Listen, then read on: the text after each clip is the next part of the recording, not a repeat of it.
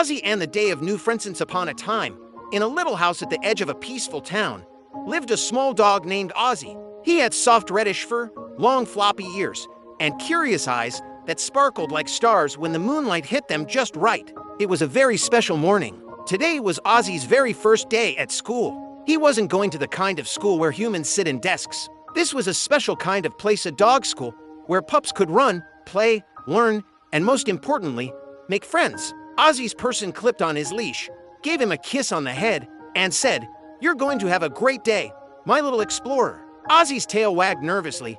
He wasn't so sure. When they arrived at the school, the first thing Ozzy saw was a big blue gate and a lot of dogs running around behind it. Some were chasing balls, some were napping in the sun, and some were howling to the clouds. Ozzy's ears perked up. It looked fun, but still, his paws hesitated on the ground. A kind teacher dog named Daisy greeted him. She wore a little scarf around her neck and had eyes full of kindness. "Welcome, Ozzy," she said gently. "Everyone feels a little shy on the first day. Come on in when you're ready." So Ozzy took a deep breath, wiggled his nose, and stepped inside. The first dog to say hello was a silly sausage dog named Bean.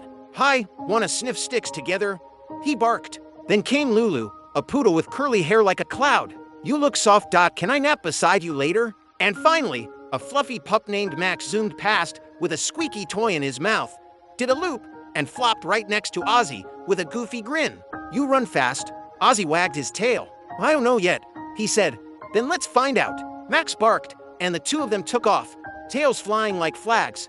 All day long, Ozzy played and laughed and learned new things. He discovered that the red ball was his favorite, that naps were better with someone beside you, and that sharing snacks made tails wag faster than anything else. He learned that you didn't have to be the loudest, or the fastest, or the fluffiest. You just had to be yourself, and that was more than enough. When the day was done, Ozzy was so tired his paws could barely keep up with his tail. His person picked him up and whispered, "Looks like someone had a big day." Ozzy leaned against their chest and gave a little sigh. That night, back home, Ozzy curled up in his favorite donut-shaped bed. A soft blanket was wrapped around him, and his eyes began to blink slower and slower. But just before he drifted off, he whispered to the stars through the window, "Thank you for today. I was brave. I made friends. I had fun. I am loved." And the stars twinkled back, as if to say, "We're proud of you, Ozzy. Sleep well." Ozzy let out a tiny snore. His tail gave one last sleepy wag, and he dreamed of red balls, kind friends, and sunny places where tails never stopped wagging.